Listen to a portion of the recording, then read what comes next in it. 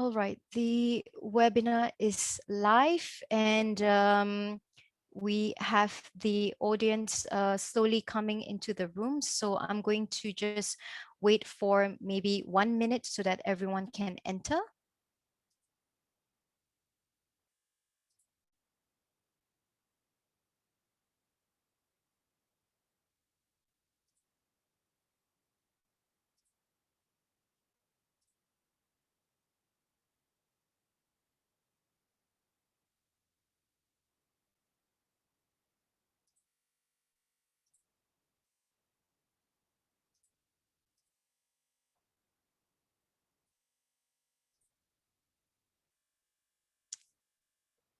Okay, looks like people are all in the room now, and I'm happy to begin the webinar. And I just want to say good afternoon, or perhaps good morning, maybe even good evening to everyone joining us today, depending on where you are, as we meet virtually for this webinar. Welcome to our webinar, Tackling Online Gender-Based Violence Through EU Laws and Policies. And we have a formidable lineup of speakers with us today. They are experts and activists in the legal, technological, and women's rights domains who will discuss this issue from their respective sets of expertise. My name is Noor Hidayah Hassan, and I'm from White Plus. Now, White Plus is a European network of associations and activists that fights for women's rights as part of a larger struggle for social justice, sustainable livelihoods, and human rights. We advocate for changing European policies that affect people in and outside of Europe, as we understand Europe to be larger than the EU. White Plus aims to promote collective feminist movement building in Europe in solidarity with our siblings elsewhere. This webinar is organized through the Migration and Gender Working Group of White Plus. White Plus also organized this webinar with our member, Creación Positiva, to amplify this much needed conversation around cyberviolence and the need to have safer digital spaces for women and girls, especially for migrant and refugee women, women of color, and minoritized women who are disproportionately impacted by gender-based violence. I would like to now introduce our moderator, Montse Pineda Lorenzo. She is the advocacy coordinator of Creación Positiva, an NGO based in Barcelona working from a gender and intersectional feminist perspective in order to give effect to sexual rights. Montse has over 25 years of extensive experience in advocacy on gender-based violence, sexual violence, discrimination, sexual and reproductive rights, and HIV people's rights. I would like to now give the floor over to you, Montse, to start the discussion.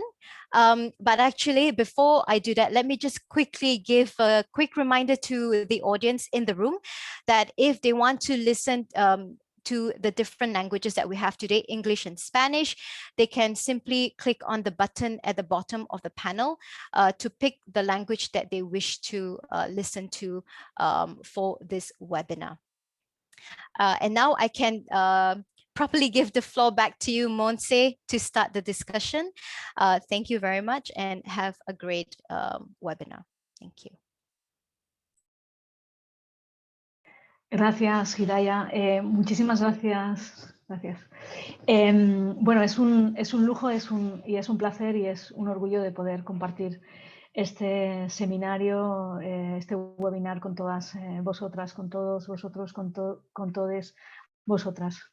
Bueno, antes de empezar, como ha dicho la compañera, os recuerdo que para tener acceso a la interpretación tenéis un botón que podéis apretar y tenéis la traducción en español i en anglès. Bona tarda, si em permeteu fer una salutació en català, en el meu idioma, i perquè crec que és important, com a organització catalana que som, poder donar la benvinguda també en català. Gracias. Bueno, seguimos con lo que ha comentado la compañera, la posibilidad de hacer las preguntas. Las asistentes tienen que usar la casilla que podéis ver, que pone Q&A, en el que la podéis hacer en vuestro idioma, que resulte más cómodo. preferiblemente en inglés y en español, para que podamos luego comentarla a las panelistas. Recordaros que vamos a hacer una grabación y que estamos en streaming. Este webinario se puede ver también a través de Facebook Live y será grabado y se colgará más adelante también para que pueda ser accesible. Recordaros que si alguien quiere aparecer de forma anónima en los comentarios o en las preguntas, tiene que poner anónimo, anónima, y así se mantiene su anonimato. Recordaros que como código de conducta, este es un webinar de intercambio e interconexión feminista y como organizadoras nos reservamos el derecho, si se diera el caso, de expulsar a aquellas personas que usen un lenguaje ofensivo o discriminatorio o que hagan uso de este espacio de manera antidemocrática, violenta o antifeminista. Sin ninguna duda, este es un espacio donde queremos compartir y donde no cabe otra cuestión que poder establecer un diálogo desde el conocimiento y sobre todo desde el conocimiento de nuestras compañeras panelistas expertas, ¿no?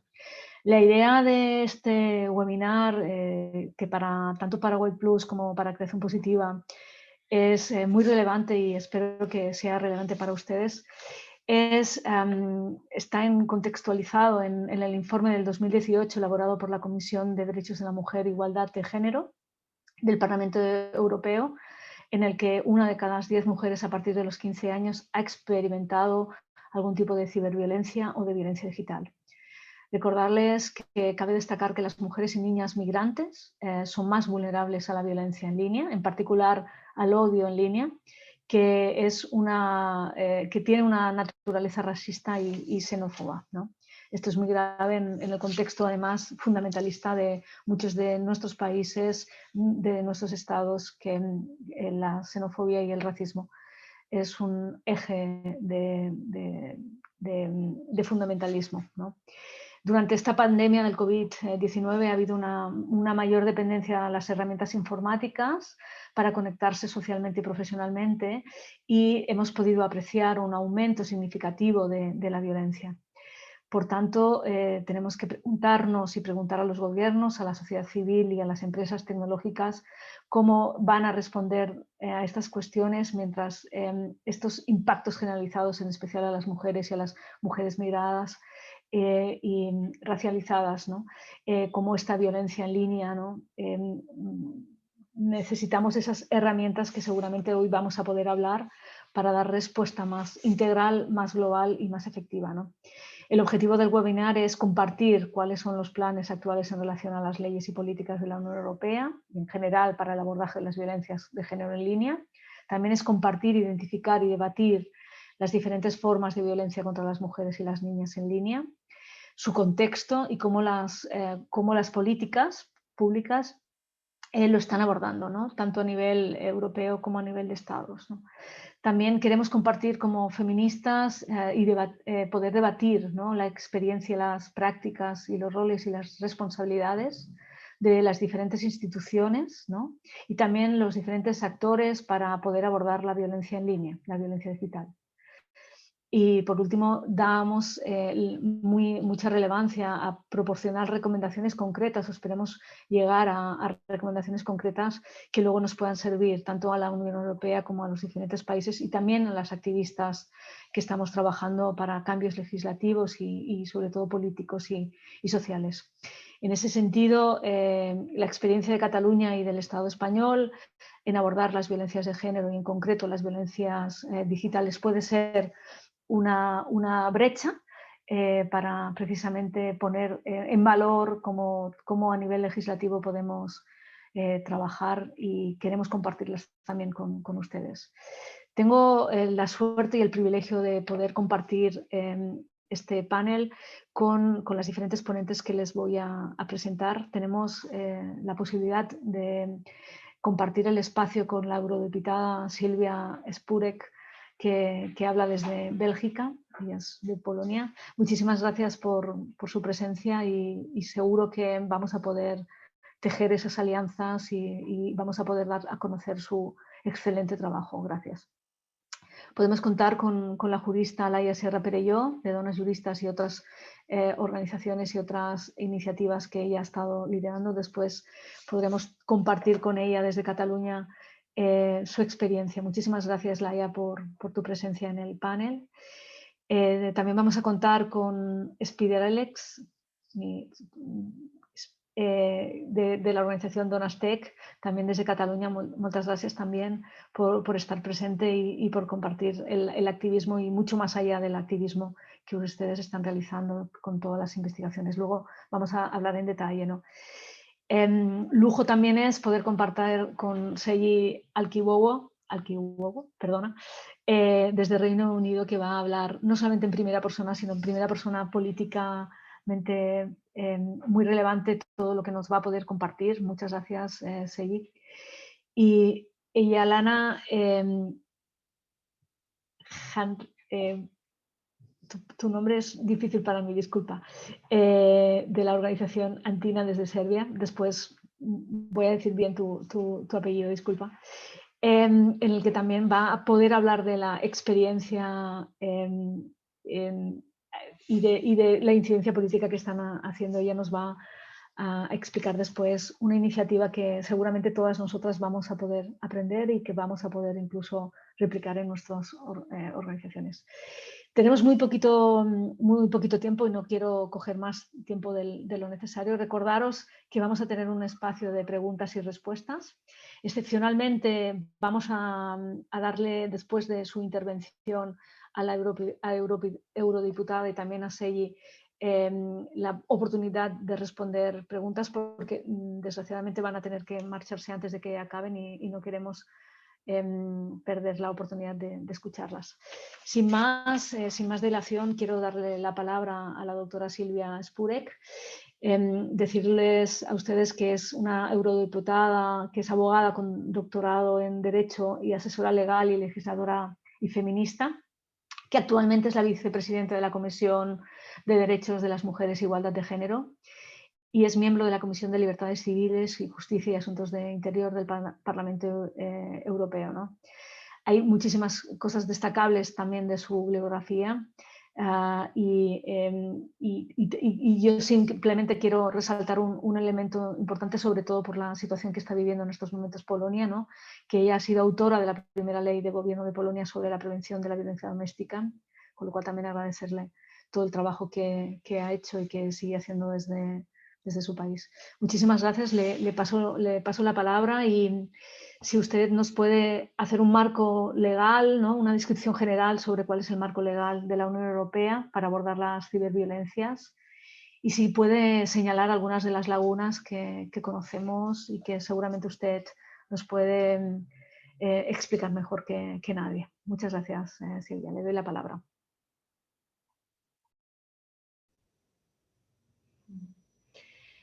Thank you very much, and first of all, thank you for inviting me to talk to you about cyber violence. And first of all, I would like to say that gender-based cyber violence, which we are discussing here today, is just a new phase of a well-known phenomenon, violence against women and girls. And gendered dimension of cyber violence should influence how we perceive it and how we take action against it, including when drafting laws and policies. Gender-based violence is a widespread violation of fundamental human and women's rights and the most severe form of gender-based discrimination, because violence against women as such is the most drastic form of gender-based discrimination. And it is the same mechanism as in domestic violence, sexual violence, and any other violence against women.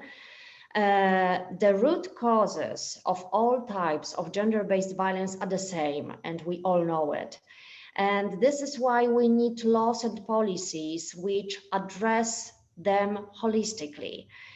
It is important to acknowledge that as the European Union, as the societies, we have failed so far in preventing and combating gender-based violence. In the 21st century, women and girls experience violence every day. We do not feel safe at our homes, do not feel safe when going out on the streets, do not feel safe in public places, and do not feel safe even online. And I experience cyber violence myself while acting against and fighting violence against women, actually, which could be funny, but obviously it isn't. And the problem is that we don't have legal definition of gender-based cyber violence, and I'm saying this as a lawyer. This is a problem. Neither at the EU level nor at the international level. There are some definitions, like definition of gender-based violence in the Istanbul Convention, very useful, very complex. There are definitions of cybercrime in the Budapest Convention on cybercrime, but none of these legal acts so far have captured both dimensions of this specific type of violence, gendered online. This is very obvious what I'm saying, but cyber violence can take many different forms. Hate speech, cyber harassment, cyber stalking, trafficking and sexual exploitation, sharing content without consent, hacking, identity theft, cyberbullying. And it can be perpetrated via different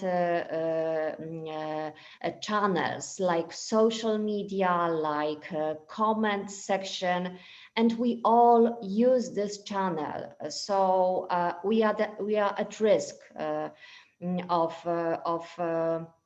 cyber violence against women. And there are also different perpetrators. There are relatives, current partners, ex-partners, but also anonymous users. Creating a good definition could be difficult, but it's not impossible. We are working on it at the EU level. And harmonization is really needed. Now there is a wide range of approaches to dealing with gender-based violence in member states. Mostly these approaches, this mechanisms are insufficient. And in the majority of member states, legislation does not provide provisions which would make specific reference to cyber or gender dimension. And the problem is clearly transnational, as cyber violence is not limited by borders and should be considered as serious crime as any type of violence against women. These are the grounds, a good basis for the legal intervention of the EU, which should also finally provide a common legal definition of gender-based cyber violence. What is more, there is no specific instrument at the EU level directly addressing neither gender-based cyber violence nor gender-based violence as such. The gaps are as following. Article 83 of the treaty, which is actually a list of EU recognized crime, does not include gender-based violence, and it should be amended as simple as such. And both gender and cyber perspectives must be acknowledged.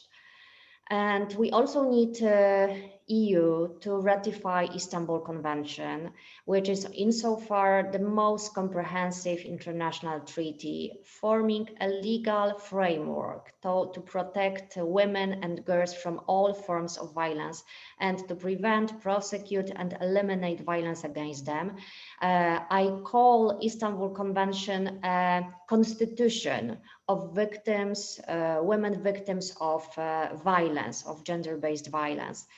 And as you probably know, the monitoring body of Istanbul Convention highlighted, and I quote, online violence against women and girls should be seen as a continuum of offline violence and as a means to maintain women in an inferior position in the digital sphere and in real life.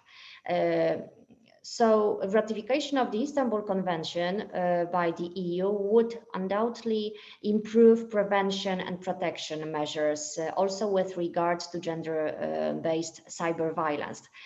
Of course, we can refer to some EU directives, mostly the Victims' Rights Directive. And the directive sets out the fundamental standards for the rights, protection and support structures available to victims of crimes. It could be applicable to victims of gender-based cyber violence, but only if member states criminalizes gender-based cyber violence of its or its types. Of course, we have the directive on preventing and combating trafficking in human beings and protecting its victims, the General Data Protection Regulation, the Digital Service Act, and in general, it will be relevant for cyber violence and it will impose stricter content liability on social media platforms, which is crucial because we need social media platforms to take a leading role, to take their responsibility for the content. There are a lot of questions and problems identified for sure. For example, the differences between member states in defining what kind of content is illegal now.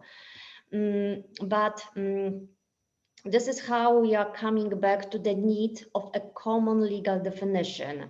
The need of harmonization and of a holistic legal act specific to both online environment and gender dimension of gender-based cyber violence.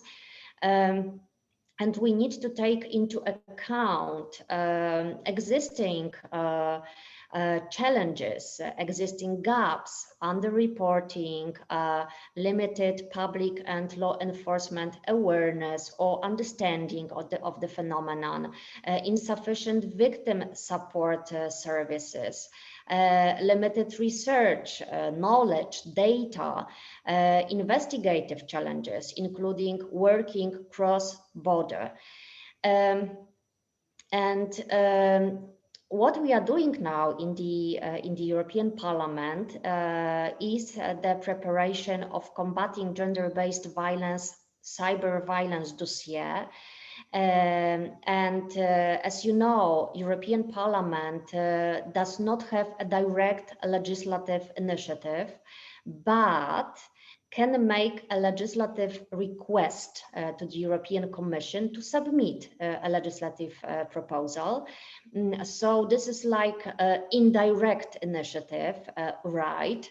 That it does not create an obligation on the Commission to propose the legislation requested, but the Commission must provide reasons for any refusal to follow a parliamentary initiative. There are two committees responsible, LIBE and FEMM committee, They are jointly preparing this report, and I am one of the co-rapporteurs of this report. I am co-responsible for leading the work, which is in progress, and we are currently considering and analyzing different legislative options and approaches. And our goal is to develop a proposal which would fill in all the existing gaps and strongly address the gender dimension of cyber violence. This is why the work on this report is closely linked to a campaign of gender-based violence, which will be organized by my group, the Greens. And the aim of the campaign is to influence the adoption of comprehensive directive on preventing and combating gender-based violence in all its forms. And for this, for sure, we need Article 83 of the treaty to be amended. It would include gender-based violence on the list of EU recognized crimes and be a base, a legal ground for this directive. We are assessing now which one of the different available options would be the most relevant. And this is the stage of the work on this dossier.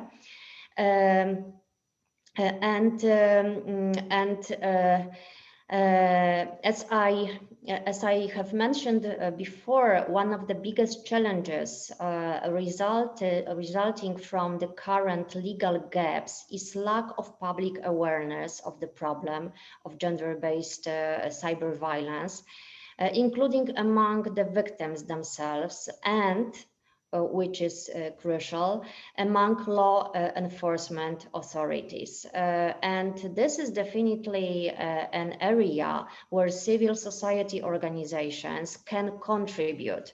Civil society organizations, NGOs, are not the ones responsible for this, because member states, governments, authorities are responsible for fighting gender-based violence, but NGOs can contribute, can support these efforts. And there is a need of awareness-raising campaigns for general public education, specific education for law enforcement institutions and private sector, obviously, including social media platforms. And to conclude with, gender-based violence is a continuum of offline gender-based violence happening in online environment. Its root causes are the same, I've been dealing with gender-based violence, with violence against women for 21 years now. And I can see the same gaps, the same problems, the same challenges. I was at the beginning a lawyer in NGO. Then I was drafting legal acts for government in this regard. And as you mentioned, the first draft of the law on counteracting domestic violence in 2003. I was coordinating the process of ratification of Istanbul Convention by Poland. And then I was a Deputy Commissioner for Human Rights. Cyber violence has the same origin, the same root causes as domestic violence, as sexual violence, as trafficking in women. And it is a growing phenomenon and can take many different forms.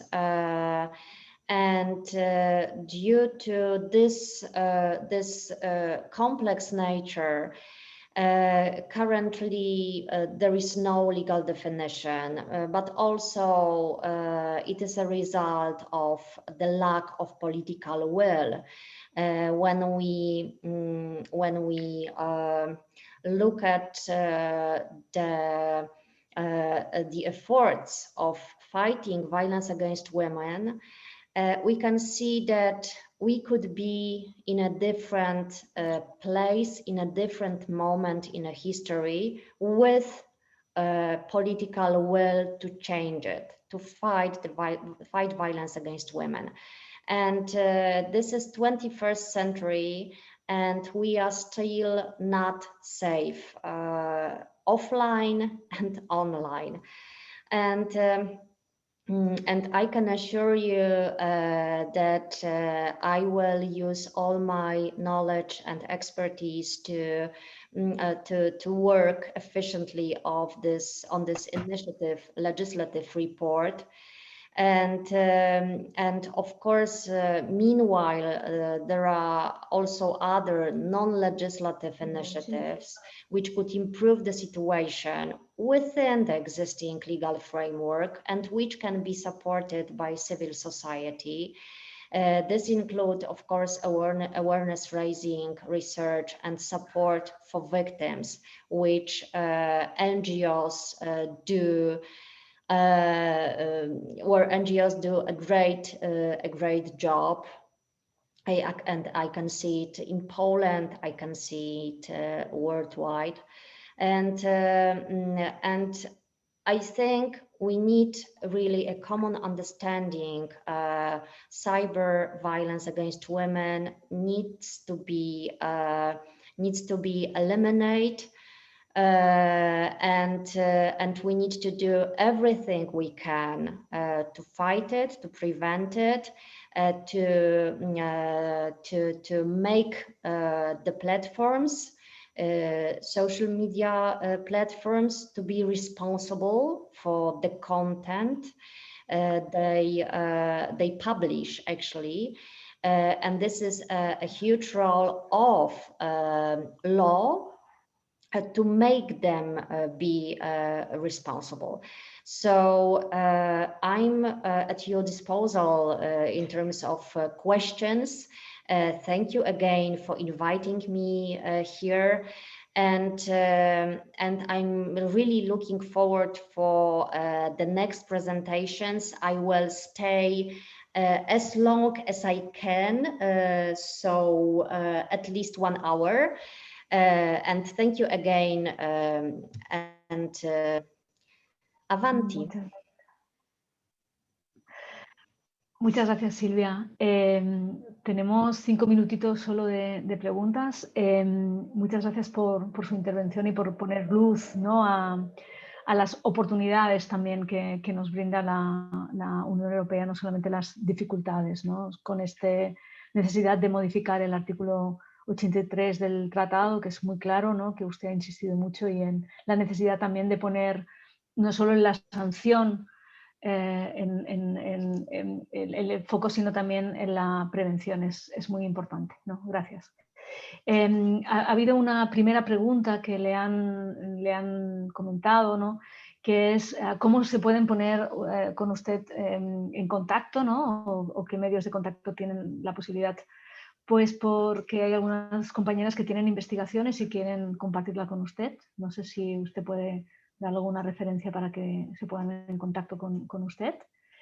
Y en ese sentido, ¿no?, ¿cómo puede la segunda pregunta es cómo puede la Directiva Europea definir la ciberviolencia de género y cómo pueden ser tratados desde a los perpetradores de la ciberviolencia? Son preguntas que seguramente empezaríamos a un nuevo, una nueva ponencia casi de usted, ¿no?, porque son complejas.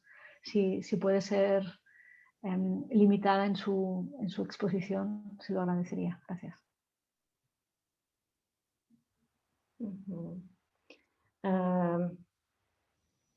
Yes, thank you very much. And as I said, we are now working on certain elements of the law that should be adopted and implemented, and we need to include all kinds of behaviors that could be cyber violence, that constitute cyber violence, and we should add this gender dimension to this definition. But for now, I cannot say specifically how the definition looks like, because there is no definition right now. And in terms of, shortly speaking, perpetrators, of course, probably everybody thinks about criminal charges and criminal sanctions. It could not be just criminal sanctions. First of all, if we can agree that cyber violence against women has the same root causes as violence against women as such, we need to work with perpetrators. For example, the same way we work with perpetrators of domestic violence against women, to correct their behaviors, to teach them how to behave, because nobody is born as a perpetrator of violence. We just learn violence within the circle of our lives, at home, in schools, from colleagues, friends, and we can be tough how not to be perpetrators. So first of all, this kind of workshops are crucial for perpetrators, and at the same time we need to have these alternatives in the form of criminal charges and criminal sanctions, for sure. To use them in these cases, we need to use criminal law, but also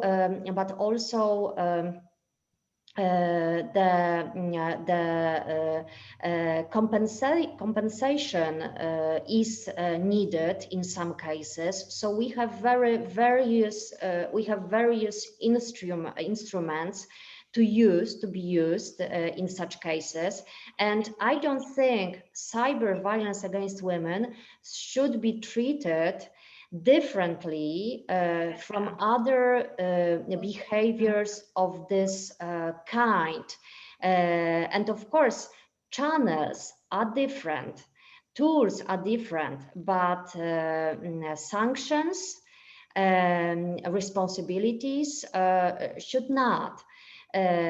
So very shortly speaking, and I'm sorry I talked too much at the beginning, shortly speaking, it looks like this, and we are at the very preparatory stage of this dossier. So I will be happy to get all your comments and suggestions, and you can contact me by my EP address, and the organizers have it, so please feel free to share my address to everyone interested. Muchísimas gracias, Silvia. Ahora lo haremos en el chat. Comentaros que se han hecho más preguntas. Por el tema del tiempo no las vamos a poder responder. Deciros en todo caso que vamos a preparar un informe en el que vamos a poder dar algunas de las respuestas. Lo siento mucho. Algunas vamos a rescatarlo con otras panelistas porque también pueden responder más adelante, ¿no? Quiero presentarles a la compañera, que es un lujo poder contar con ella, y la experiencia que tiene de cotidiana y sobre todo también de activismo y de experiencia penalista, ¿no? Que es la señora Laia Serra Perelló, ¿no? Ella es abogada, penalista, docente, formadora y activista que trabaja en los derechos humanos, en la violencia de género, en la no discriminación, en el derecho a la protesta, a la libertad de expresión, sobre los delitos de odio y la interseccionalidad. Y recientemente ha redactado la reforma de la ley catalana contra la violencia de género, que ha sido aprobada en el Parlamento catalán en diciembre del 2020 y que ella ha profundizado, y así lo ha hecho también Cataluña, ¿no?, en la inclusión de la ciberviolencia en las leyes de violencia de género. Laia, bona tarda. Simplemente pues, explicarnos un poco tu experiencia desde la perspectiva legal sobre cómo se ha incorporado la violencia de género, ¿no?, o cómo se puede incorporar y cómo la modificación de la ley puede ser una buena práctica para el resto de países de la Unión Europea. Gracias, Laia.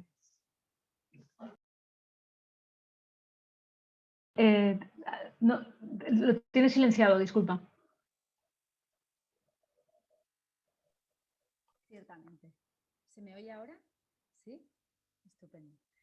Bueno, pues muchas gracias por la oportunidad de compartir este webinar. Me parece una ocasión extraordinaria para compartir puntos de vista. Y antes de explicar la experiencia catalana, me gustaría poner encima de la mesa una serie de reflexiones.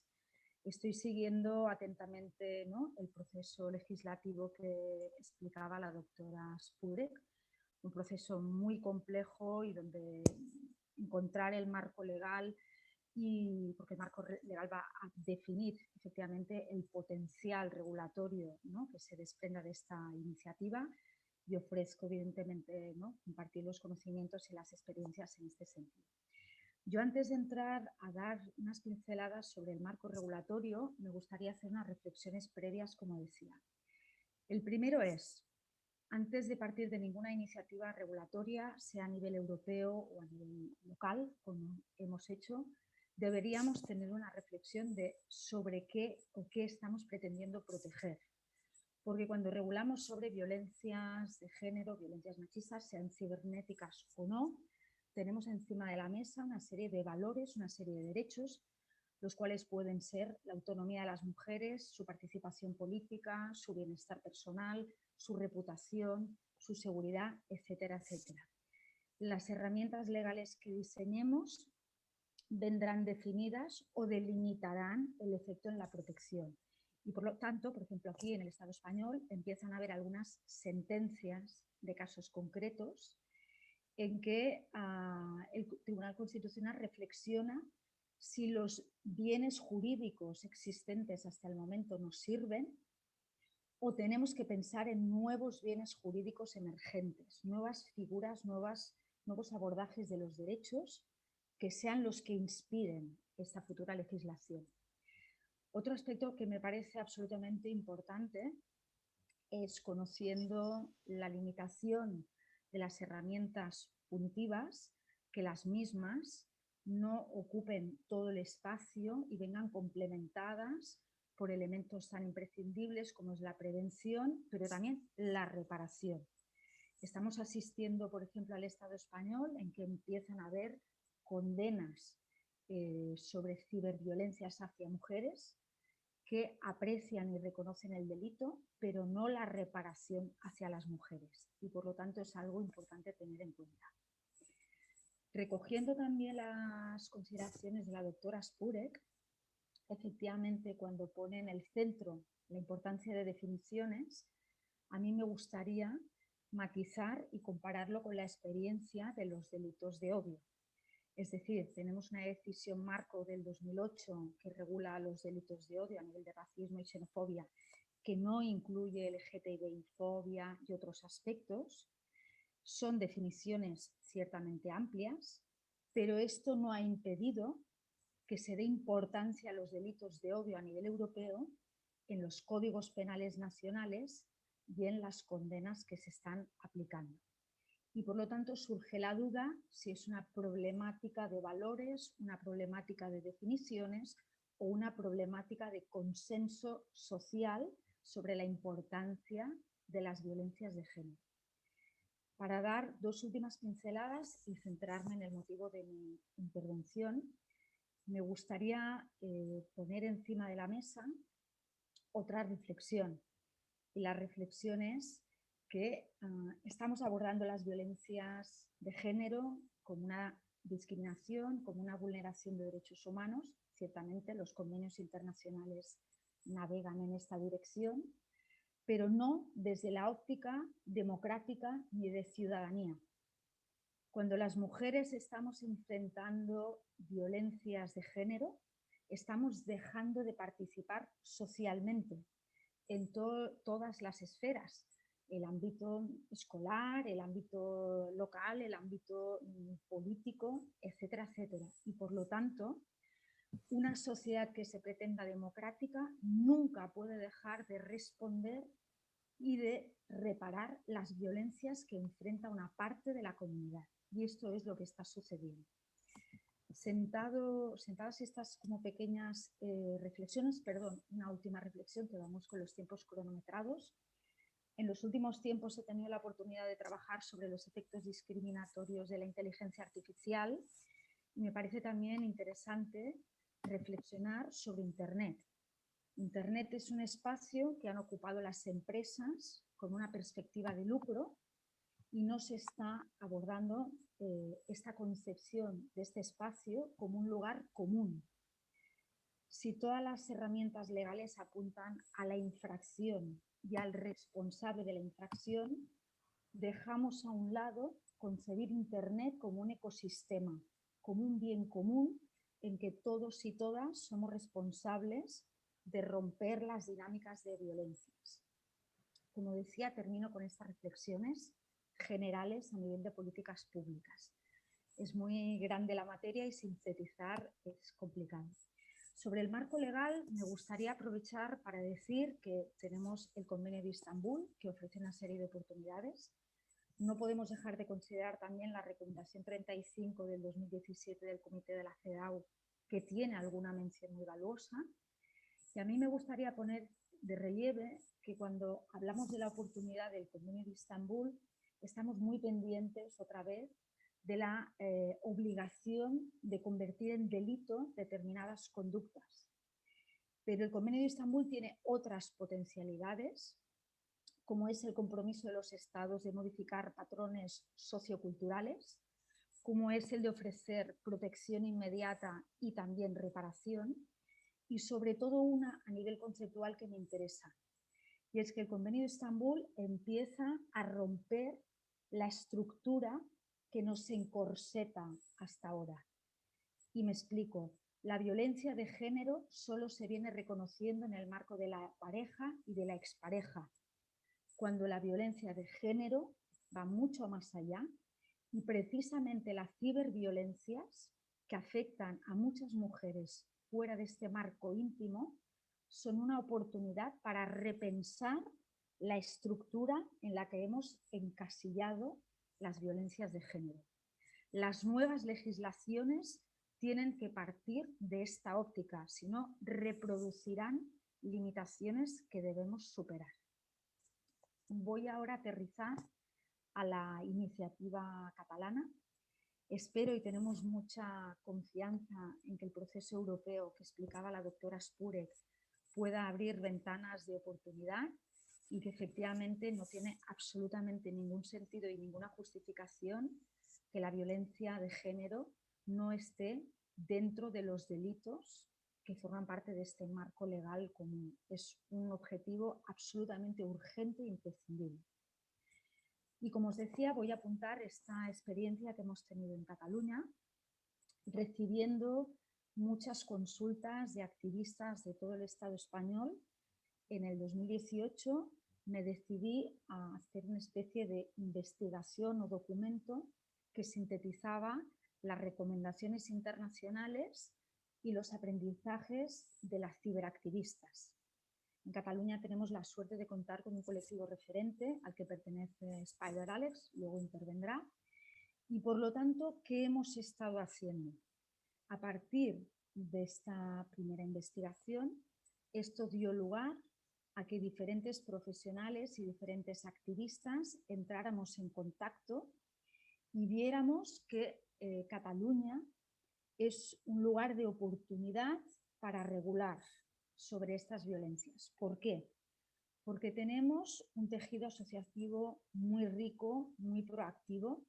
Tenemos profesionales de distintos ámbitos, ¿no? Como la psicología, el derecho, la estadística y otros ámbitos absolutamente comprometidas con las violencias. Y por lo tanto, en 2018 hicimos una queja ante el Congreso de los Diputados y Diputadas quejándonos por la desprotección del gobierno español frente a las violencias digitales, y luego aterrizamos a Cataluña, donde ha habido una sensibilidad del tejido asociativo y también ha habido una alianza con la academia, en este caso Donastec y Antígona de la Universidad Autónoma de Barcelona, que trabajaron en una nueva investigación. Es decir, hemos ido complementando los estudios desde el activismo y los estudios desde la academia para forjar una base sobre la cual regular. Esto ha sido importante. ¿Por qué? Porque el hecho de que activistas feministas comprometidas interviniéramos en este proceso legislativo ha permitido que la génesis, el espíritu de esta legislación no tenga solo una clave punitiva, sino que ponga en el centro los derechos de las mujeres, derechos que van mucho más allá de la seguridad y del bienestar y de la reputación, y como decía, tienen esta óptica en clave democrática. A partir de aquí se hizo la propuesta de reformar la ley de violencia de género catalana. Es una ley autonómica, pero es una ley que afecta a 7,5 millones de personas, la mitad de las cuales somos mujeres. Por lo tanto, tiene un abasto territorial significativo. Introducimos elementos muy novedosos, desde las violencias de género hacia mujeres políticas o representantes electas, las violencias institucionales que tienen que ver con la diligencia debida y por la ausencia de una respuesta adecuada, las nuevas definiciones de delitos sexuales y las violencias digitales.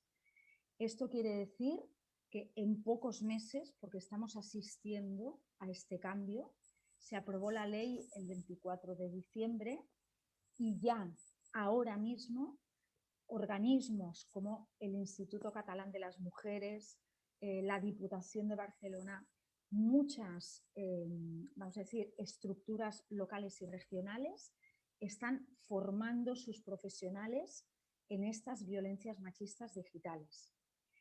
Esto va a transformar todo el circuito de atención a las violencias machistas que van a incorporar estas nuevas violencias.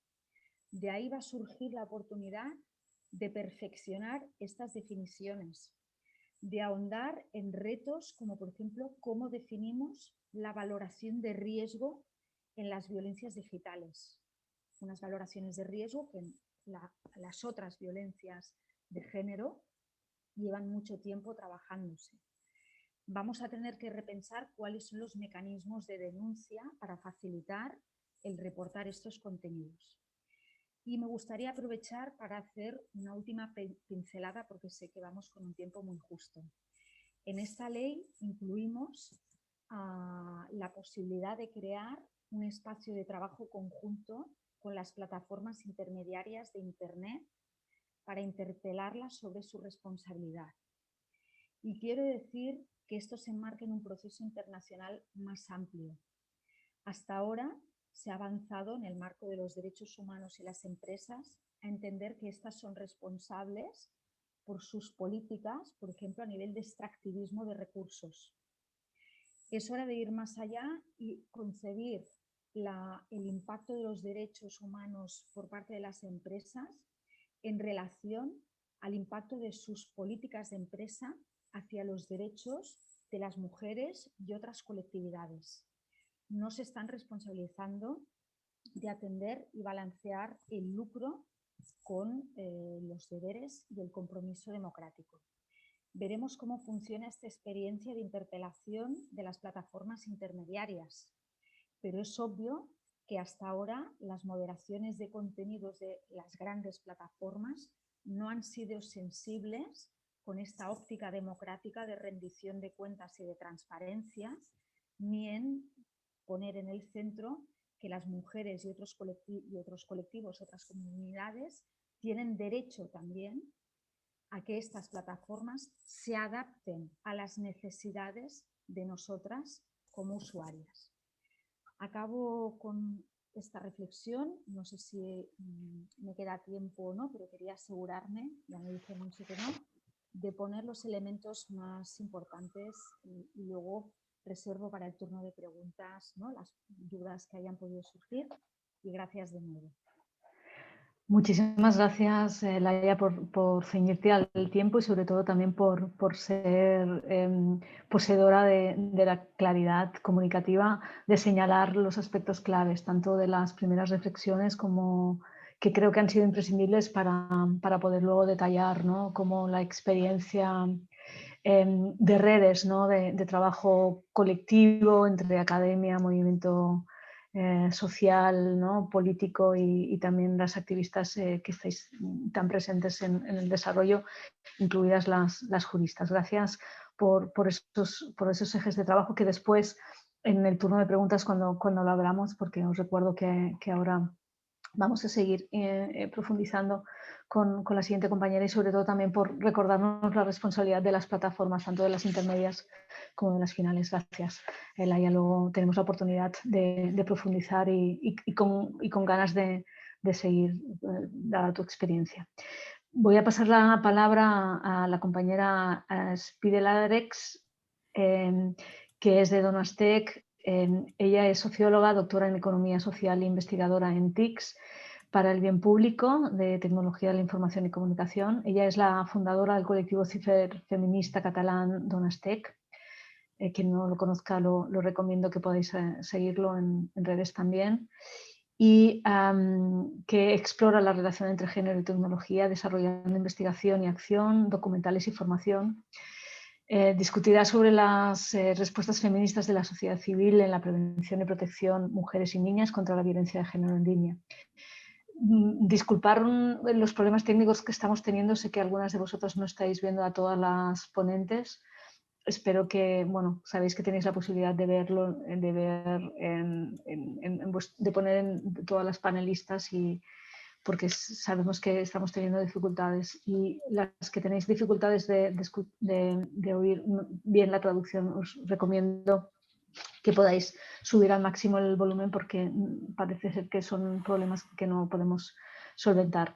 Bueno, muchísimas gracias y te doy la palabra. Gracias. Buenas. Para verificar si se me oye bien y si se ve la presentación, ¿me pueden Todo decir correcto. algo? Vale, Todo perfecto. correcto, sí, gracias. Pues voy a hacer la ponencia en inglés. Muchas gracias. Solo decir que soy cofundadora de Donastec, lo hemos fundado con otras compañeras. So thanks everybody. Thanks for having me here. I really feel honored to share this space with the amazing other feminists in the room. I'm going to share about the characteristic of the digital space that allows for gender-based violence to occur, and I'm going to introduce later some feminist response initiatives or good practices from civil society that are trying to prevent and mitigate those gender-based violence. As it has already been said, the past years we have been significant rise in those violences oriented toward women, women journalists, public politicians, women activists, human rights defenders, but also against LGBTQ plus people and generally minorities that have been discriminated or traditionally marginalized. So what we can see is that the increased use of internet and media platforms generally mirror, complement and amplify old and new forms of violence against those groups. And as it has already been said also, online and offline gender-based violence exist in a continuum. In many cases, different violent actions and attacks do overlap, and they create a complex matrix of harm with solutions can only be assessed in a multi-layer approach. So in relation to what makes gender-based violence in digital spaces different, I want to say that digital spaces and information communication technologies do encompass different layers, no? From the backbone of internet, technical infrastructure like data center, the devices we are using, media, online services and platforms. And we do use this for a multi-purpose, no? Not only to cover our communication, information and documentation needs, but also for networking, maintaining relationships, but also for exploring and shaping our identities. So this means basically that digital space do play a central role in now we are able to produce narratives and imaginaries. And this is pretty important because from there we will go from tropes, cultural tropes that can shape stereotypes, that can build prejudice and discrimination. So in which way can we contribute to digital space to create other possible worlds? No? What voices and visions are included? Which ones are permitted? Which ones are censored or self-censored in those digital spaces? No? And here we can see that they negatively impact women, of course. Another important dimension is the extent to which things can be shared or distributed in the digital spaces. It's possible to send abusive images or text to literally millions of people using those platforms. That means also that we need transfrontalier solutions, of course. And of course, when image of video of women being harmed are distributed online, they do re-victimize the person that has been a victim of those gender-based violence. So it's a different realm. Then there's also the possibility of another temporality. The temporality of abuse and harassment online or digital space can happen sometimes 24/7 and never stop.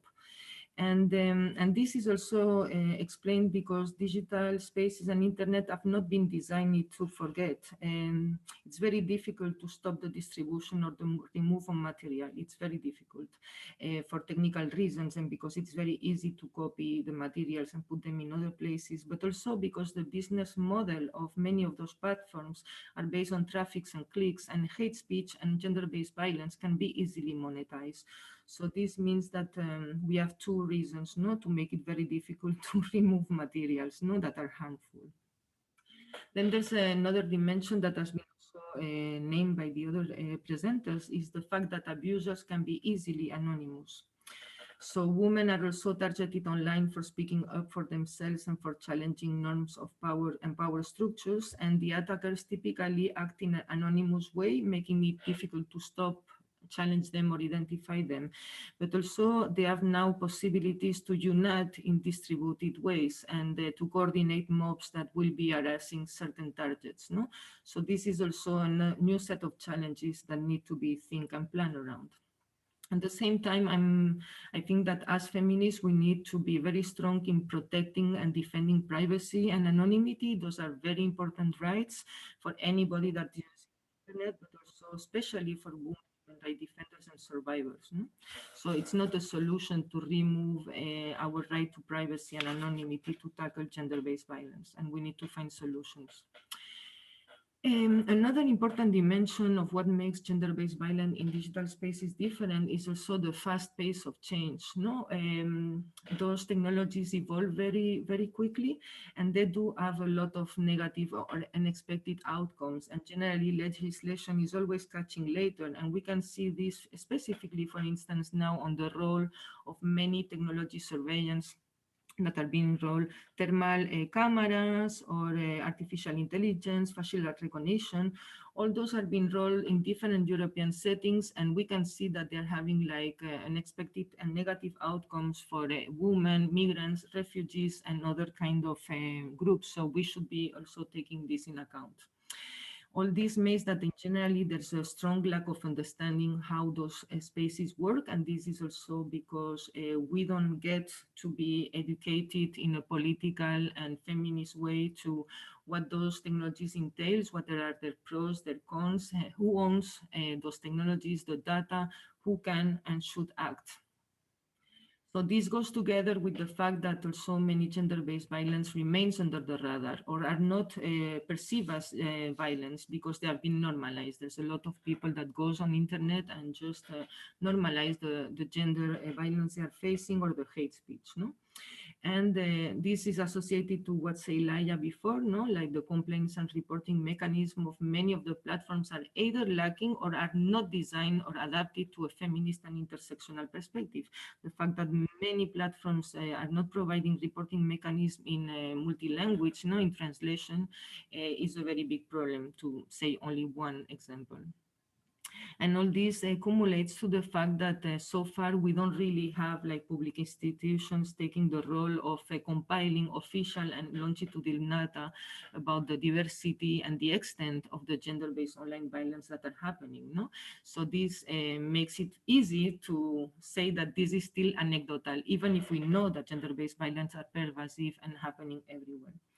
Another important element that I want to underline has been explained by Eugenia Sciapera in her research called Online Misogyny as Witch Hunt, in which she explains that current online misogyny, anti-feminism, and culture wars are also designed to prevent women from participating in building the forthcoming technological future. And she underlines that any resolution of the digital violence to which women are subjected is likely to necessitate radical ways of redistributing power and resource rather than mere policy change by social media corporation. And I do totally support this claim. And finally, all those differences that happens in the digital space, for sure, what we need is intersectional and holistic solutions that would involve technical knowledge, legal expertise, strategic communication, psychological support, and networks of support and solidarity. So another element that I want to underline regarding these elements right now, because of the COVID-19 crisis and global pandemic, and the fact that many activities had to move online, is that unfortunately it's the patriarchal big tech companies that are getting richer with these situations. For me, for sure, one limits of legislation is reflected in the endemic inequality to access to justice. Most legal processes are out of reach for a very large part of the individuals that are affected by gender-based violence. And in relation to the role that can tech companies, yes, I think we need to make them responsible. But they have been and they will keep fueling privacy invasion, infotoxication, poor labor and employment conditions, hate speech and gender-based violence because of the people that have been designing and owning those platforms, who generally are rich, white, sociopaths, guys that don't have human rights or women's rights or environment rights in their agenda. So I do believe that big tech monopolies need to be challenged for multiple reasons. So now I'm going to speak about the important thing here is how women and the feminist networks organize themselves to tackle and mitigate and overcome those gender-based violence when the public sector or legislation or the private sector are not able to do it right now. So when I'm talking about feminist infrastructure, I'm talking about anything that sustains with more or less stable resource the advancement of feminist struggles. So I'm talking safe space, shelters, libraries, trustworthy sisterhood networks, critical digital infrastructure that is set up and maintained by feminists. So it could include servers, bots, archives, but I'm also talking about meetings, workshops, and parties that are very important to create trust and support among us. So here I'm talking about communities. Some are civil society organizations, or there are informal networks. And they are based on sororidad, sisterhood networks, and support and solidarity. A very clear example, which from we can take a lot of lessons, is the organization of women to provide safe information about how to get a safe abortion in one of the 170 countries that are still criminalizing the access to abortion, or that are providing information about sexuality or reproductive health. There's been like a lot of examples. So informal networks, organizations that have been developing a lot of ways of providing this support and accompaniment and counseling. And then now I'm going to talk about other examples that are specifically designed to tackle gender-based online violence, for instance, help desk for supporting women facing digital emergency and harassment. This is set up by Digital Rights Foundation, which is a foundation located in Pakistan. They started 4 years ago. They provide support in a non-judgmental way, and they also collect data about the different type of gender-based violence happening. So they are acting like an observatory, and so far they have been receiving support from different organizations and to maintain their cyber harassment helpline that is working in 9 with a free toll number. No? So that's a very good example. Another example is the project of helpline that is attending digital emergencies that human rights defenders and women human rights defenders are facing. And this is a helpline that is working 24/7 every day of the year. It's located in different places of the world, so they can attend in very many different languages. And it's also related to another project that is called the Digital First Aid Kit, which is a resource that is maintained by many different organizations, among which Access Now, in which activists and people can find a way of understanding what they're facing and many ways of support. And if they cannot fix the problem by themselves, they can reach the organization that they will provide to them direct support. No? So those are very good examples. Another way of providing this kind of support is also the very big diversity of manuals, guides, and other resources that have been shaped with a feminist and intersectional perspective. This is a portal that has been set up in America Latina for sharing tips about how to report to platforms, the laws that exist, how to denounce to justice, how to control the technologies that you are using, or open a dialogue with your community in regarding to sharing non-consentful images that are harmful, and that has been adapted to 14 different countries in Latin America. And we also worked on the adaptation last year with Laia and other friends for the Spanish legislation context. So I'm not sure when my time is ending. I see 1 minute, but I don't know if I'm over. I'm almost there. So these are other examples of manual and guides and resources that can be found online, where feminists provide tips and training, but also assistance at distance to other women about how to remain the most safe possible when they're using internet and other technologies. And finally, I would like to name some projects that are there to set up feminist servers to host contents and online services by feminists for feminists, which is also like a very active panorama lately. And we should be aware of those different projects, their diversity, and what they means for our feminist struggles and how we can support them. So I'm over. I hope it worked fine.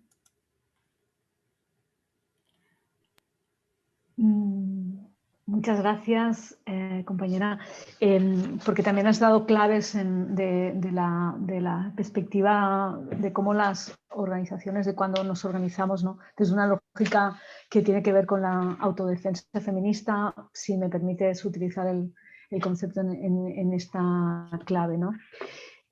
Vamos a tener ahora la posibilidad de escuchar a Sei Akiwowo, que es de la organización GRITCH, que ella ha estado galardonada internacionalmente. Ella es fundadora y directora ejecutiva de la organización benéfica recién formada, y la misión de la organización GRITCH es despertar a una generación de ciudadanas y ciudadanos digitales equipados para crear y exigir espacios en línea seguros para todo el mundo.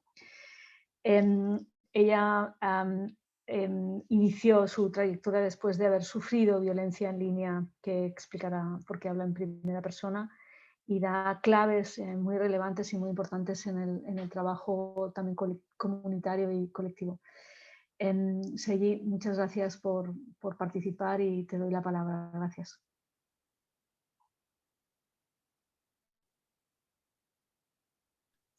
Thank you very much. Good morning, good afternoon, and good evening. As mentioned, my name is Shay Akiwowo, and I am the Executive Director of Glitch. Glitch was birthed out of my lived experience of when I was a local politician back in 2014.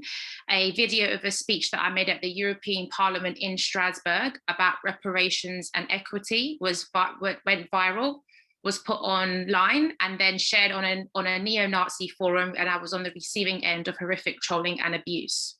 So my lived experience and also understanding the amount of work that needs to be done to support women of colour, particularly when it comes to online gender-based violence, is what spurred me on to start Glitch. I'm going to pause speaking for a moment and share my screen to show you an animation which should hopefully convey that this was a problem before the pandemic, but how the problem's even now worse thanks to lockdown measures across the world.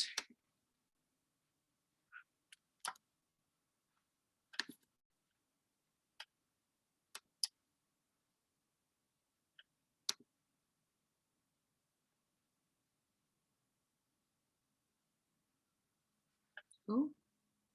Sorry, hold on. I think I need to start it from the beginning. There you go.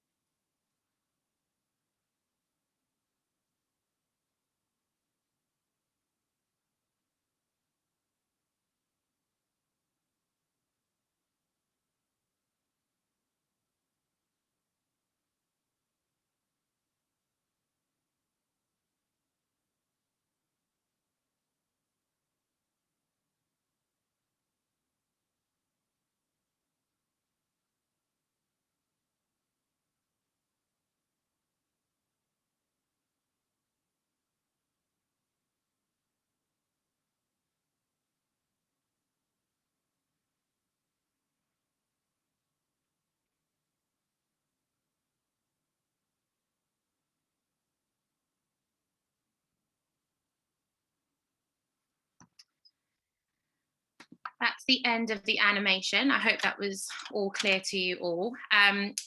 We launched the Ripple Effect report last year because when we saw that there were lockdown measures happening across the world and that online usage was increasing, we immediately were worried that this would mean the increase of online abuse, and it did, and which is why, and it also confirmed the importance of looking at online abuse from an intersectional lens, because when you look at women, and then yes, we can get a copy of the animation, it's on our website. When we look at women, that doesn't tell enough of a picture. We need to look at race, identity, gender identity, faith and religion, and disability as well. And so if we don't talk about intersectionality when we talk about gender-based violence, then we're never going to really make the online space safe, and we're not really talking about gender-based violence. So that's the first thing. I think also when we talk about online abuse, through an intersectional lens that will also help us understand the issues of class, also the issues of language and nuances, and looking at something that second generation tech companies like TikTok are doing, which is to localize content moderators so that that language and that nuance and specificities are being picked up properly. Because the worst thing you want is to have a harsh law, harsh content moderation, and that means there's a dampening on freedom of expression.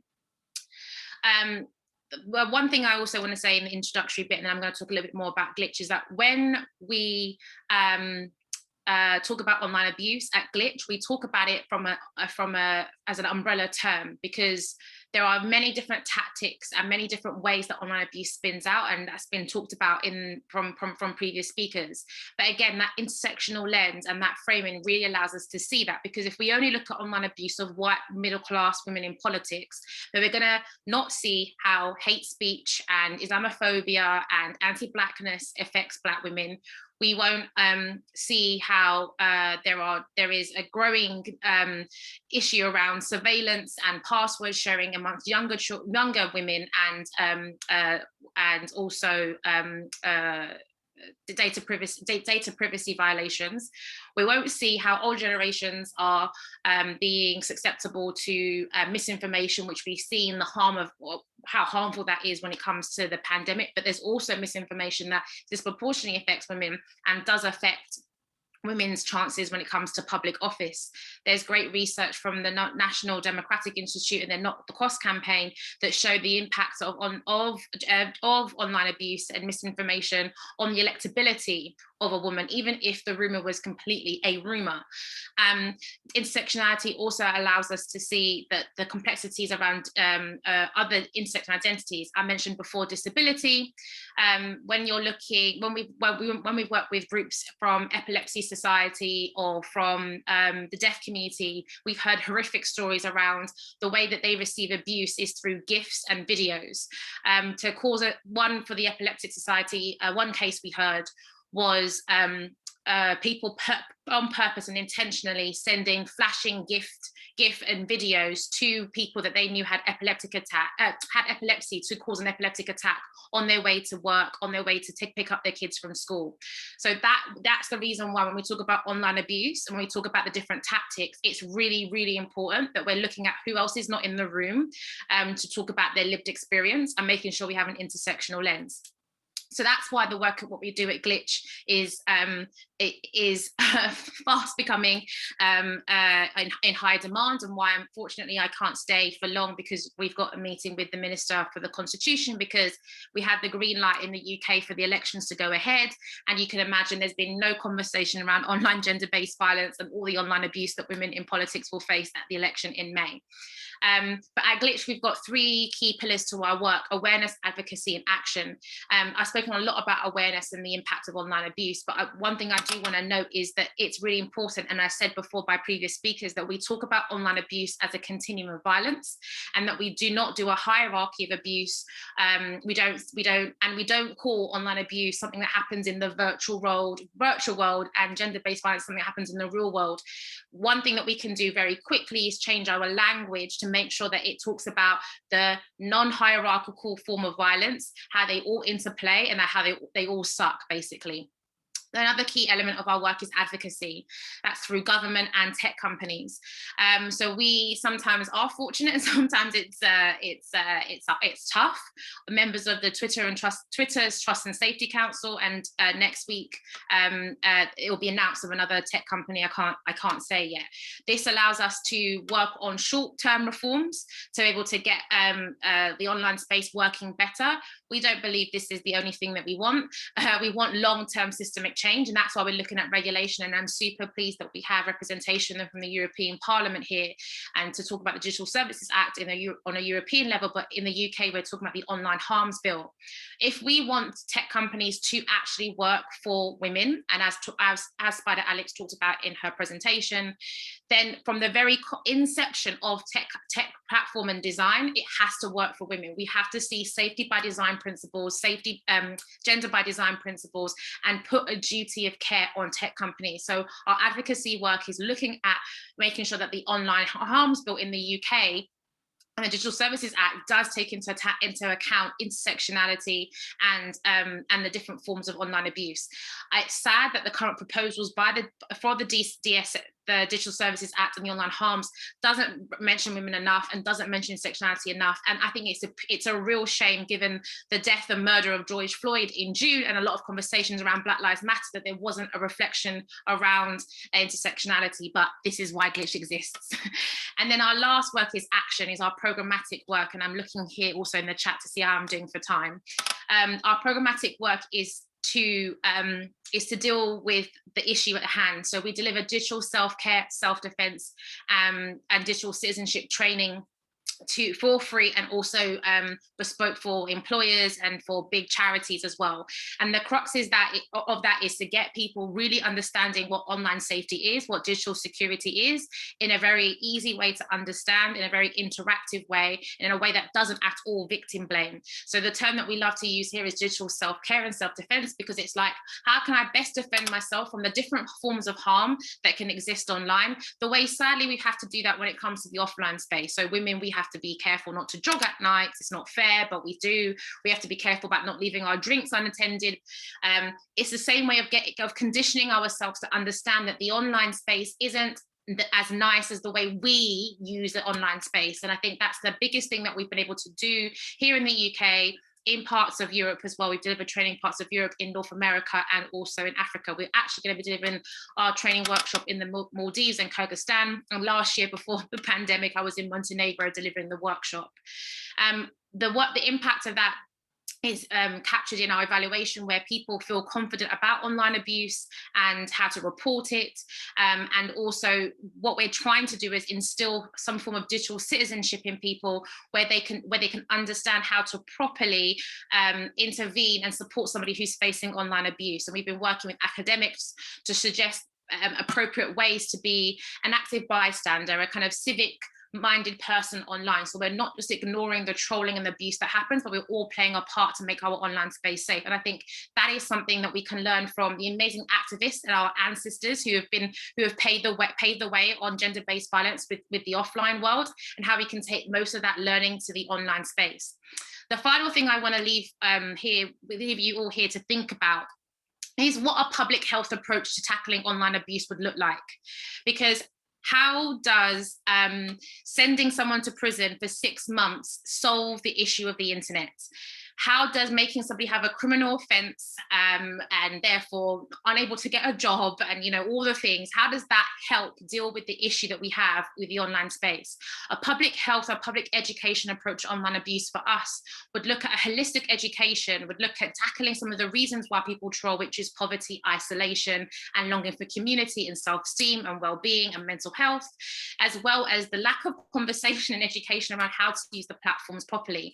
And if we all decide on a European level and join together as with our amazing organizations to talk about a public health approach and a public education approach to online abuse, I feel like we'll be making a lot of long-term systematic change, which is super important, and I think in honor of what we've learned from Black Lives Matter last year.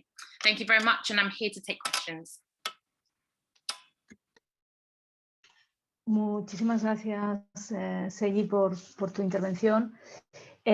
Como os comentaba al inicio, ella tiene que irse y le vamos a hacer ahora las preguntas. Sí que muchas gracias porque ha aportado, ¿no?, elementos importantes y también elementos que tienen que ver con la experiencia de Glenn, ¿no?, del trabajo que están realizando. En ese sentido, podríamos aprovechar que una de las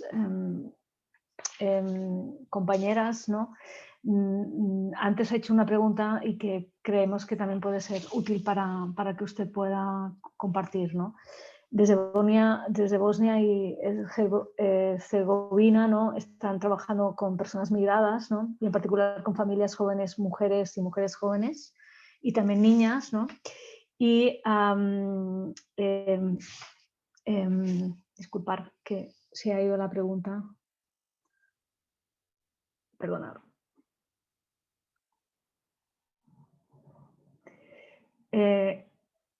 Y la compañera explicaba que están trabajando con mujeres migradas, ¿no? Y con familias y jóvenes, y les gustaría que usted, desde su experiencia, cómo pueden protegerlas, ¿no? Respecto al tema de ciberviolencias, o sea, específicamente, si tiene alguna recomendación en ese sentido. Gracias. Si quieres, puedes contestar y luego te hago más preguntas. Gracias. I think helping refugee, asylum seeker and migrant communities is super important, and actually is a lot more complex because you've also got the narrative and the misinformation coming from mainstream media. You have it coming from news articles, journalists scapegoating migrants and women and demonizing them and stereotyping them. So there's a challenge to kind of tackle fake news, fact check, where there's the kind of tropes that are being used to blame them, to do that with the media, to do that online, and as well as for them to kind of feel safe. I think one basic thing I'd love to see more from people providing support to minoritized communities is giving them a bit of a risk assessment template, because lived experience and storytelling is super important to our movement and our work, right? It's healing and it's bonding and it's uniting and it's freeing. But at the same time, we sometimes need to give a better parameter in which people are expressing themselves and the potential backlash. So I think a lot of media training could be provided to women of minoritized communities who might be speaking out, who might be doing activism, who might be doing media work, or might be having an online presence, to really think about, one, do they want to put their full name there and their government name, because that could put them at risk? Do they want to have a pseudonym or a cartoon that kind of has their face but not really their face? And being just helping them have agency over their story, and that they're not re-traumatized. I think a lot of people, meanwhile, when they want to tackle gender-based violence from an intersectional lens, they end up doing a lot of trauma to minoritized communities.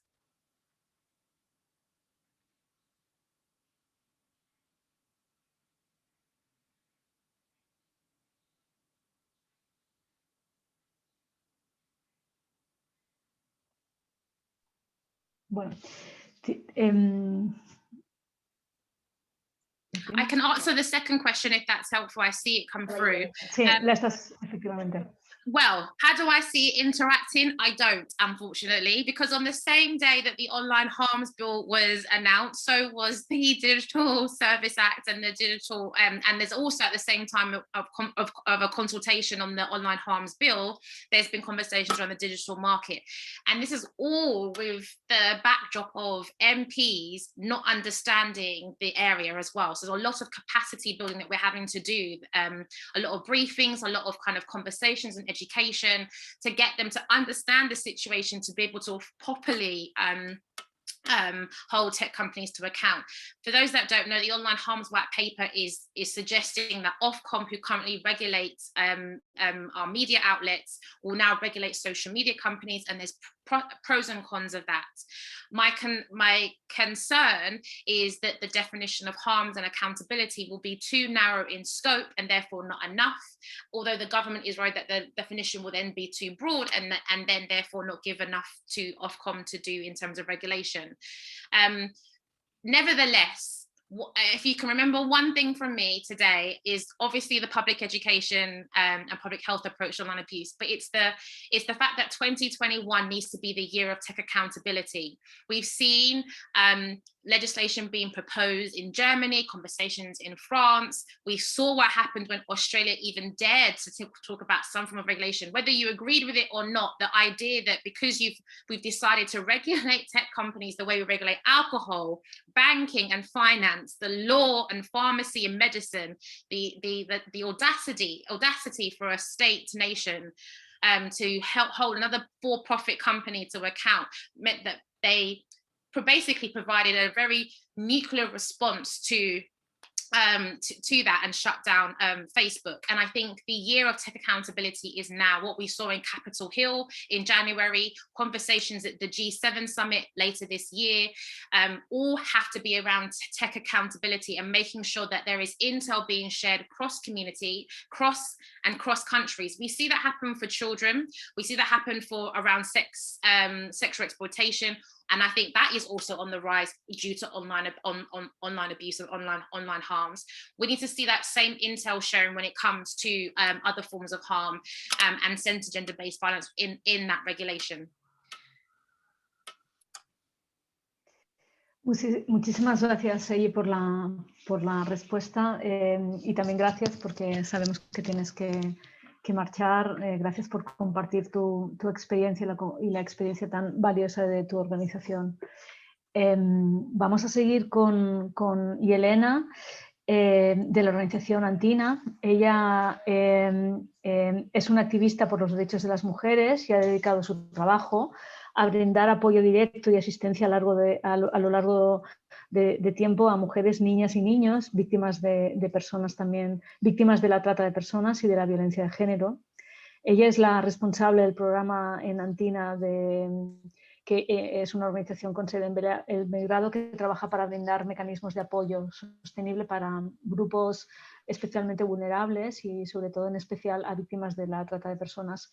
Y va a explicarnos una experiencia en la que se entrecruza, ¿no?, una investigación que pensamos que era muy relevante, sobre todo para las activistas, y que es un tema que normalmente no se hace presente. Gracias por tu participación y sobre todo pues, lo que decíamos, ¿no?, de las claves del informe que se llama Detrás de las pantallas, ciberviolencias y tráfico de personas, donde se discutirán las formas en que las organizaciones de derechos de las mujeres y los grupos de mujeres migrantes pueden abordar también reformas políticas y laborales. Elena, puedes comenzar tu turno. Gracias. Thank you, my dear colleague Monse. If I may add to this part of my biography, and I have the most difficult job ever to speak last at this session, and after these so many great women and activists, and to say something, you know, like meaningful and smart, it's really quite a job.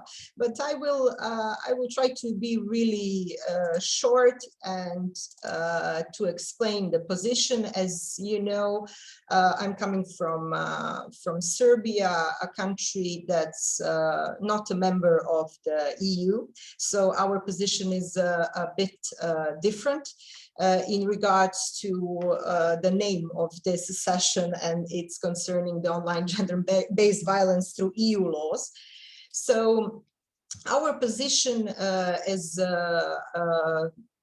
Athena, as an NGO, and as Serbia, is that we are now in a quite difficult situation because we are in negotiations for years, for many years, to enter EU.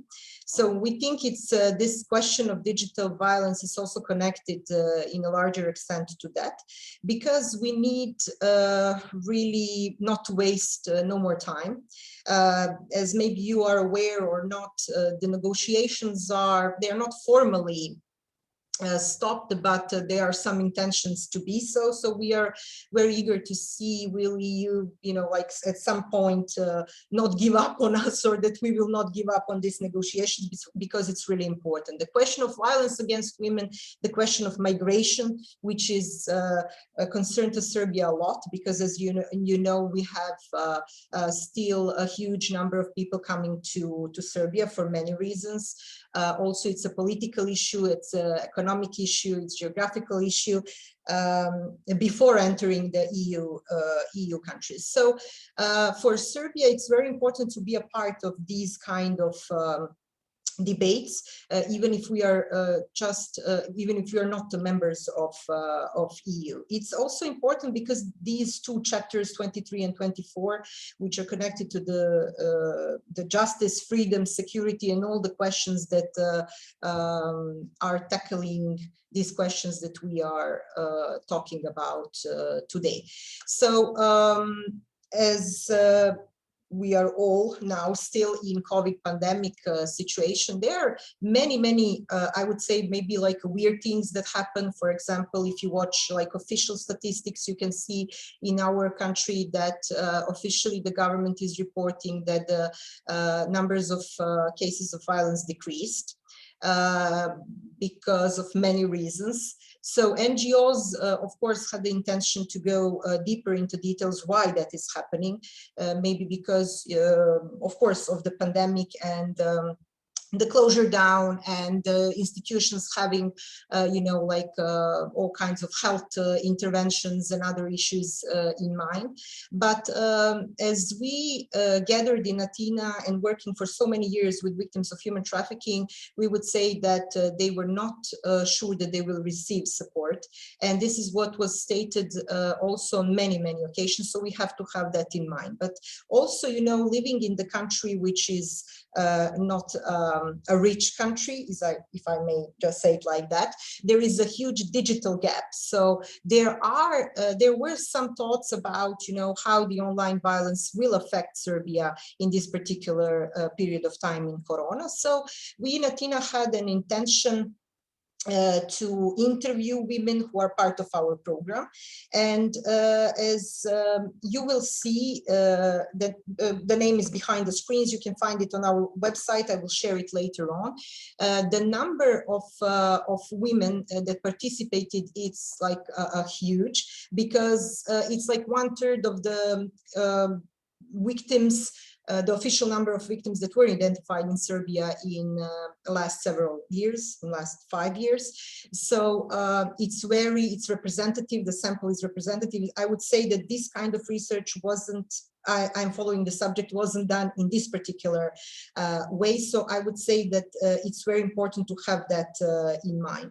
So our first intention was that we point out to government that they have to be aware of the situation, what is going on online, that they have to include the online digital violence in the policies, that they have to make all kinds of resources available for the police and investigations when it comes to the cyber trafficking and human trafficking, cyber crimes. So we started with saying that virtual is not less real, and therefore it's not less important. And that is maybe one of the lessons that and recommendations that I would like to share today, because somehow in this COVID pandemic everything is mixed, and then people we are like losing reality and what's going on around us. So we also wanted to share this information with the public in Serbia in order to know what's going on. It's not easy to interview victims of human trafficking that survived sexual violence, sexual exploitation, all kinds of gender-based violence. It needed a lot of efforts from our team, but we succeeded. If you are eager to see, you can see how we did it, because to ask a question to a victim of gender-based violence regarding the violence, you need to be really sensitized and to have a really specific approach. So what we found out from the women that suffered violence, that the perpetrators were unknown to them, but in 40%, but in 20% that they were partners or some people from the, call it, wider social groups. But also we found out that from helping professionals like police officers, they can be also the perpetrators. And this is also one message that I would like to send today, not to be, you know, like so narrow when thinking about who can be a perpetrator. Also, we learned that content of online threats received by the victims of human trafficking, that there are a lot of intimidations, mostly to redraw their testimony, and it's huge. The numbers are like around 60%. To change the statement of criminal proceedings. So that was a clear message to our prosecution and other legal bodies and entities to find a way how to track that and how to punish those who are doing that. Also, some of them said that they were threatened by certain people, that content with elements of pornography in which they are involved will be shared with people that they know or that they don't know. This is something also which was important to us. I'm not sure, have you followed this last story with the Pornhub? But as we saw from what happened from Visa and MasterCard, is that they said that they will withdraw all the payments to the Pornhub if Pornhub does not have exact policies in how they are reacting to certain videos that are involving minors. So this is something that is really important to know, that there are some responses that we can do. We as an NGO, we said, okay, it's good for the Pornhub that they deleted so many videos, but the harm was already done. So we have to now maybe try to find out how we can in future resolve some issues, and how we will try to find some solutions that this does not happen. In Serbia, we already had cases of this, we call it cyber dances. It's like rooms in which mostly minors have been raped and sexually exploited. We also have some, we have a verdict based on that, on several, I think 15 years of imprisonment for the person who did that.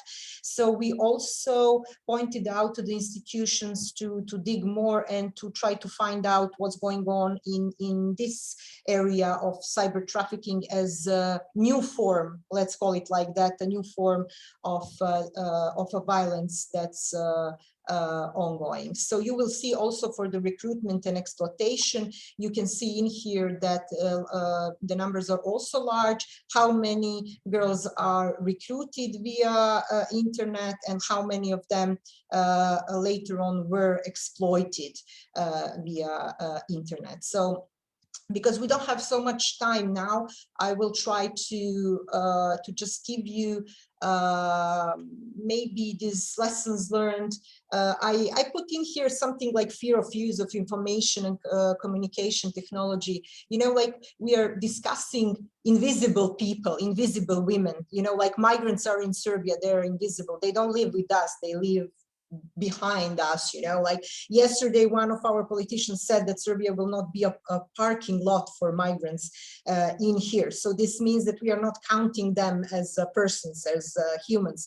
So also what's one of the lessons learned from this research that we made is that we made these women that were previously invisible, we made them be more invisible until maybe the rest of their lives. You know, they don't want to go online, they don't want to be photographed, they are changing their identities. So is it a life that we are, you know, coping to have in future? So this is also a question. Some of the lessons learned from the point from, I'm just saying for Serbia, and I'm just saying for victims of human trafficking, is that what is illegal offline should be illegal online. We have to cherish that as a norm, because otherwise in these kind of exploitation, we will have a huge and major problems. We also learned, for example, that in our neighboring EU country, Romania, they found there is one court decision on impersonation as a criminal act. So we know that there are some things that could be done in regards to this. Also, internet companies have to take more responsibilities, and I think that governments can for sure do it. We were mentioning the new laws also, yeah, new laws, but as it was really beautifully said, our constitution, Istanbul Convention, already is providing certain answers, so why not use it, you know, like already, just we are calling it with a different name. And we live in such a, I don't know how to define it, but corrosive space, and so many hate speech, it's all connected. So I started this, you didn't saw it, I started this presentation with one of my favorite quotes of Audre Lorde: "There is no such a thing as a single issue struggle, because we don't live a single issue lives." So what I wanted to say is that we have to acknowledge the existence of what we have now. We have to hurry up. I'm saying that for Serbia, we are really hoping that EU will not give up on us still, and that we will have some chance to help these women that are suffering violence, unfortunately, in Serbia, but also all around the world. Thank you so much. Muchísimas gracias por la experiencia y sobre todo por poner el foco en una violencia entrecruzada que muchas veces es tan invisible o que se ha invisibilizado tantísimo, ¿no? Si os parece, han habido pocas preguntas. Entiendo que me puedo permitir, si el lujo también otra vez, de volveros a dar la palabra a cada una de vosotras y utilizarla, si queréis, como 2 minutos cada una de vosotras, como para poder hablar de los retos, si queréis, o lo que creáis oportuno, y intentar respetar el tiempo para que todas podáis hablar. Si quieres, Spiverax, comienzas tú, ¿te parece? Sí, si no se me cae la electricidad de nuevo, estoy así con conexión precaria. Sí, I think that it was very interesting to see the different approaches, and I think like Yelena, the work that Tatina is doing and the kind of study you have been conducted is so precious, it's so needed, and it's so difficult to do. So I totally agree that there's a need to I don't know, share more about methodologies that enable us to produce this data and to be able to make some comparison and longitudinality. Meanwhile, public institutions doesn't take a chance to do it. They should be doing it, but we are doing it. And the problem is generally we can only do snapshots. So it would be nice to see how we can support each other to create a bulk of observatory, like a European observatory of gender-based violence that would stem from the different studies that are developed by grassroots activists and civil society organizations. That would be a nice one. And I will pass my turn to other persons. Thanks. Muchas gracias también por ser concisa y también por volver a poner el foco en la necesidad de alianzas y de estrategias colectivas y comunes, ¿no? que es un poco lo que también estamos haciendo en este webinar. Laia, si quieres compartir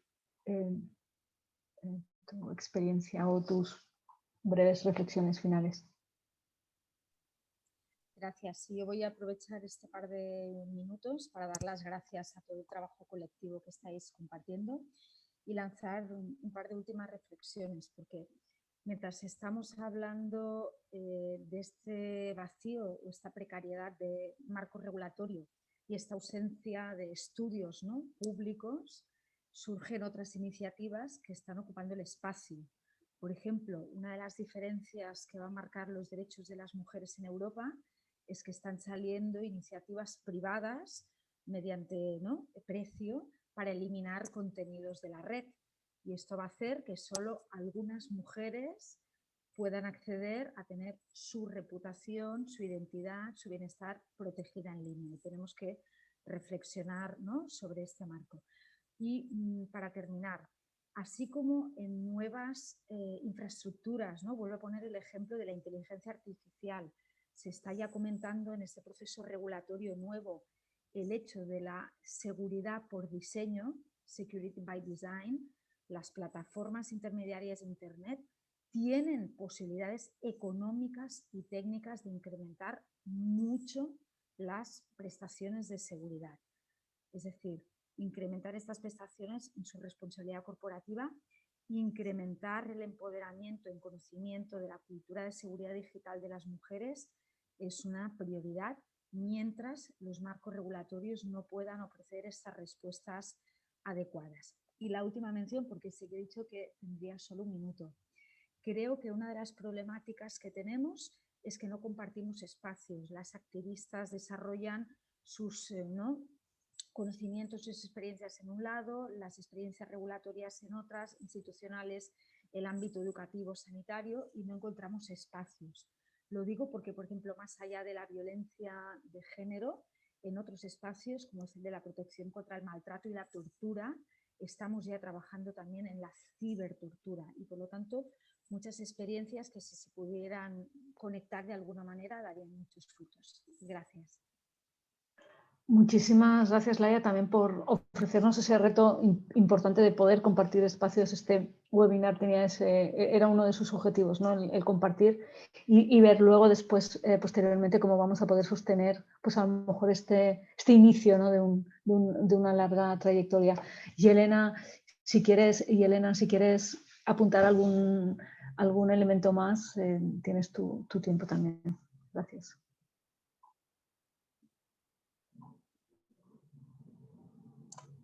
I would give a floor to my colleagues if they have to certain more things to add, because I think I said enough for today. Maybe I'm the only one who do not have a wish to speak.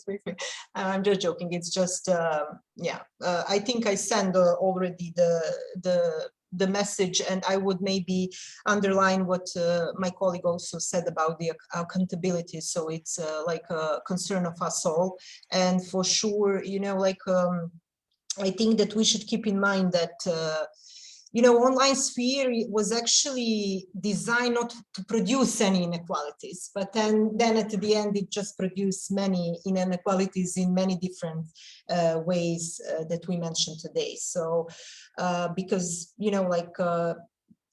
everything somehow I don't know how to those inequalities provide like space. The internet is providing space for everyone to erase these imbalances that are starting from the fact that we can control our content, so that we can do something really directly. So that would be just my message, that what created inequality and hostility is people themselves. So we have to to do everything what is in our power to somehow control the situation as much as it is possible. Muchísimas gracias. Efectivamente, sí tenías cosas como para seguir proponiendo. El tener la posibilidad de compartir y de tener un espacio en el que todas podamos hablar de las buenas prácticas, pero también como de tejer nuevas alianzas, para nosotros era muy importante. Simplemente volver a daros las gracias por estar aquí, a las panelistas y a las compañeras y compañeros y compañeres que han estado presentes en el webinar. Tenemos retos, los hemos puesto en evidencia. Vamos a hacer un informe que White Plus hará llegar a través de sus redes y a través de sus contactos a todos los lugares, incluidos también el trabajo que está realizando en la Unión Europea. Pensamos que este trabajo colectivo que hemos realizado también conjuntamente con mi organización, con Creación Positiva, puede dar frutos y vamos a seguir caminando todas juntas para visibilizar las violencias digitales, ¿no? con carácter desde una lógica feminista, para poder realmente transformar de forma sostenible esas desigualdades y esas discriminaciones que son las generadoras, ¿no? Y como nosotros comentamos siempre, ¿no? Para poder abolir el sistema desigual que es el sistema patriarcal, en el que se entrecruza, ¿no? con el sistema capitalista y el sistema colonialista tan violento que nos conduce, ¿no? Va a estar grabado, va a estar accesible y sobre todo va a estar abierto a la posibilidad de seguir trabajando de forma colectiva. Muchísimas gracias y seguimos en las redes, seguimos en las calles y seguimos trabajando juntas. Gracias y un saludo a todas. Bye.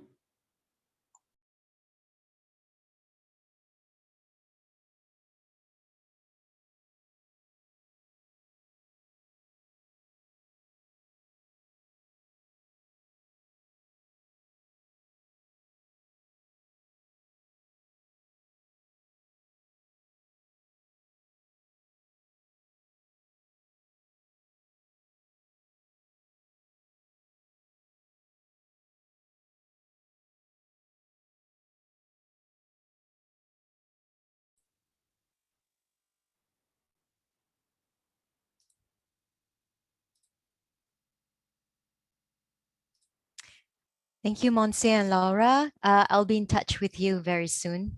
And have a good rest of the day. Thank you. Bye.